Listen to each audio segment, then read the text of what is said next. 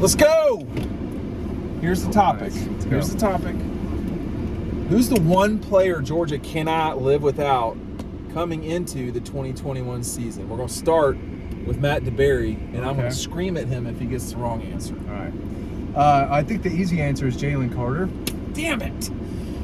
Go ahead. He's the only really established defensive lineman on the team. A lot of guys, Tramel Walthour, Zion Logue, Nazir Stackhouse, guys who could emerge. Marvin Jones. Yeah, Marvin Jones. Michael Williams off the edge there. But a lot of question marks on the defensive line. He's not probably the best player on the team, the guy who might get picked highest in the next year's draft. But Warren McClendon was also a name that stood out to me. I think right tackle is established, multi-year starter. Broderick Jones is a guy at left tackle who could emerge and have a really good season. You could maybe replace him with an Amarius Mims who might be ready. So I think Warren McClendon might be the most underrated guy on the team, an overlooked guy on the team. And I think he's going to have a really good season on that right side as well. Right. I think Jalen Carter is the most difficult to replace on the entire roster, if you look at it from that standpoint. Because if you go on offense, is anyone really irreplaceable? I don't think a single player is completely irreplaceable. What about? Okay. But when you go to the defense, is there anyone that's on Jalen Carter's level? Probably not. I mean, Jalen Carter is being talked about as a top 5 pick next year already. He should be. And he should be, and he's that guy. No, Nolan is one person, not necessarily with his physical tools, but with his capability. I mean, he's the leader of this team. I guess Stetson is as well, but definitely Nolan. Nolan had a better season last year than people give him credit for. I think that he played a little bit better than maybe we talk about, but the best player on the team is Jalen Carter from a talent standpoint. We talk about Brock Bowers being the best offensive player, but the problem is he completely irreplaceable? No, because you have Gilbert, you have Delp, you have Darnell Washington, you have other guys. So if we're talking about importance, I don't think there's someone behind Jalen Carter that's close to Jalen Carter. Yeah, it's tricky. I mean, how good is Jones? And how good is Williams? How good are these guys coming in? Barry Alexander. Barry Alexander's good. He's got to get healthy, get into college shape. A lot of these guys are just in high school shape. Could be nasty. Williams, I think, is going to be nasty. Marvin Jones was asking him about different moves and techniques during the All-American game, 2 months, right before they got to campus. So if Michael Williams can beat you with speed and with power, where I think Marvin Jones is a lot of potential right now, still kind of developing, where Michael could play a little sooner. But Keely Ringo is a guy returning at cornerback. I don't know if they have another cornerback like him on the roster. That's a good point. Losing him would be not great, especially with his experience and big play ability that he's already shown. Stetson Bennett can be replaced. I think they could go really far and probably win the East with guys like Carson Beck, possibly Brock Vandegrift. The running backs, so much talent there. How long in the Carson-Brock fight leading up to the 23 season, Brock's got to make a move at some point, wouldn't you think? I mean, because Carson seems to have really It's a number 2 job. It seems like he has a strong grasp on it. It doesn't seem like it's really that close between the two of them. I think you're right. It seems like it's and I feel like it's been that way for the past year that Carson was kind of right there behind Stetson. The thing with Brock we kind of know about is he just hasn't developed the way we thought. Was Carson ready as an individual, as a leader, not physically? Was he ready to do what Stetson did a season ago? See, that's why I think he may not have been the right person that came in to replace JT Daniels. I think that's a good point. I think he's a guy who kind of has his emotions on his sleeve a little bit. When he does something bad, it kind of hurts him a little bit, and it's not something where he can kind of brush off a little bit. Stetson is older. He's been playing college a little bit longer. Yeah. He had the whole 2020 season to be, that guy. There's a reason he was the guy in 2020 and the guy last year. He had the ability to make a lot of mistakes in 20 that they survived from, generally speaking.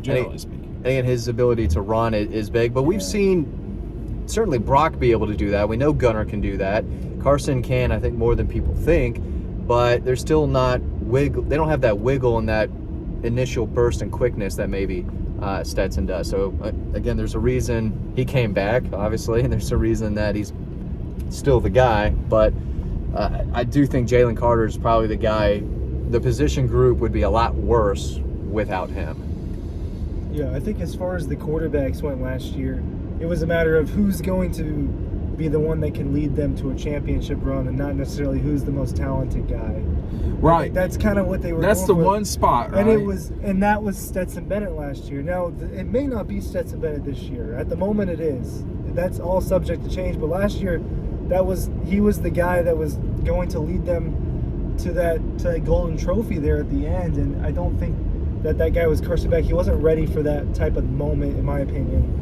But how, like, so I don't. We've devolved from one thing. I do want to ask, but like, because these are riding holes, right? I mean, we you never really know where we're going with these things. But like, Stetson, at what stage is Stetson? There was no moment where Stetson was the guy. It slowly built to where he just played steady. And it worked out, or am I missing something? I thought he played really well against Auburn in 2020. I thought in 21 against Auburn was kind of the moment where you looked at it and said, well, maybe this is going to be more permanent than we thought. Yeah. I thought at Auburn. I don't disagree with that. That's when. I'll just do this. That was when me specifically was like, I think that he's going to be the guy the rest of the way. But he started all 2020 though. Not all. You can most. Well, JT came in when JT was healthy, yeah. Well, and JT, I mean, there's no doubt that JT's physical ability to throw the football. I mean, still fun to watch. Is there anybody? Yeah. I mean, Carson probably can throw it pretty well. People love the way he can throw. And Brock can sling it. Yeah. Not always accurately, which is one of the things. Most important things about playing quarterback. Right. Yeah. But he's throws with zip, and he can run, and he is young. You know, Mike Bobo, when I went out there to see him at Colorado State, one of his things that he would say is, I wish people would just let these kids grow up on their own time. And that's challenging for fans, I think, because you and I saw Brock a lot. Yeah, I watched a lot of Brock, and I watched a good bit of Gunner over 4 years. Yeah, and they both... I like Gunner Stockton a lot more than I did in 2020 or 2019. I think I saw him in 19. Yes. And I was like, but by the time I saw him wrap up his 21 season, he understands how to play quarterback. Yeah. And I was saying the same thing about Brock at the end of his senior season. You were. Yeah. I liked Brock more at the end of his than I did. Well, he got better and better his senior year. I was a big fan of the way he played at the end of that year. No question. But he's got two guys in front of him right now where he would be probably competing for the starting job at a lot of other places. Maybe not at Tennessee or Kentucky or Florida. It's easier said than done to just walk out there, be the starter at any SEC school. Well, I think the fans, when they see a 5-star quarterback, they immediately think I want this guy to be the guy day one and for 3 years and have him work like that, though. Be as good as advertised. It doesn't work like that. Not always. Right? I mean, that's a very odd thing. I mean, the hype for Jacob Eason when he came was through the roof. It was Isaiah Crowell, AJ Green type of hype. Times 3. Yeah, I mean, bigger because he was the quarterback and it was the new Kirby Smart era, and it didn't work out like that. We saw flashes, obviously. Well, when you went out there, I went out there to see him that week. I mean, it was the week after Georgia had lost to Florida. They were getting ready to play Kentucky on SEC Network at noon. There was a discussion about if Jeremy Pruitt had been fired midweek. And some people at Georgia did not know if he had been fired. And Jacob's dad called because he knew I was out there already and said, hey, why don't you come to the house early? And we talked about a lot of stuff that was going on. And I knew what they were getting into, which was a lot of expectation, a lot of unfair, like, you're the guy, you burden. Better be ready. Like, yeah, I mean, it was insane. And not that the Easons or Jacob in particular was backing down from it, but it just is like, these guys are human, man. And like, you know, Jalen Carter, we talked about Jalen Carter at the beginning of this thing, and I agree, by the way, with the Jalen Carter pronouncement that he would be the guy you really would not want to miss. Jalen Carter, he never dealt with that. Trayvon Walker was a #1 overall draft pick. Yeah. He never dealt with that. It is reserved for quarterbacks, Matthew, to some degree Aaron, but definitely Jacob Eason. And if Arch Manning were to go to Georgia or anywhere, and then for certain running backs, I mean, Isaiah got it in a very, very, very bad way. AJ Green was huge. AJ Green was a lot, and it took AJ half a season to calibrate. And Georgia's had 2 guys #1 overall in the country recently, in Trent Thompson and Nolan Smith. They both had hype, but not anywhere near Isaiah Crowell, Jacob Eason, no, it Stafford, wasn't the same. AJ Green type of hype. And Matthew was not the #1 overall player in the country, but that was a different time in recruiting. You know, you had Mitch Mustaine ranked over him. You had Tim Tebow, who was a very specific type of player. It was just a different world, I would say, at the time. But that was huge, though, at that time. The expectations that were thrust upon Jacob were insane, and these guys got to go play the spot. That's the hardest part of this, you know, whether you're talking about quarterback or whatever, but very specifically quarterback, you got to go play the position. It's not good enough to hit nice ground strokes, right? You have to win the point. How do you win the point? And he has to, you know, Stetson understands how to do that. He is not the most gifted, but when I say that, man, then it's like, then people are like, yeah, he sucked. No, he doesn't suck. He played so well against Michigan. He did. He really did. Give me the book. Where's the book? Is it open? No, it's not open because someone's going to receive this in the mail. The #1 way to support Dog Post is by checking out DAWGSTRUCTION. That's a great plug. The link is below. Yeah, someone is going to get this. If you want us to sign it, we can, but you need to give us a heads up on that. But Stetson did play very well against Michigan. In a playoff game, I mean. And against Alabama, the last quarter was exceptional. Yeah, last 2 drives for sure. But did he give Georgia that because he had been through the fire, or did he give Georgia that because I don't know. I mean, like when he turned the ball over there, it was a mental bounce back. They threw the ball. They did not run the ball that drive.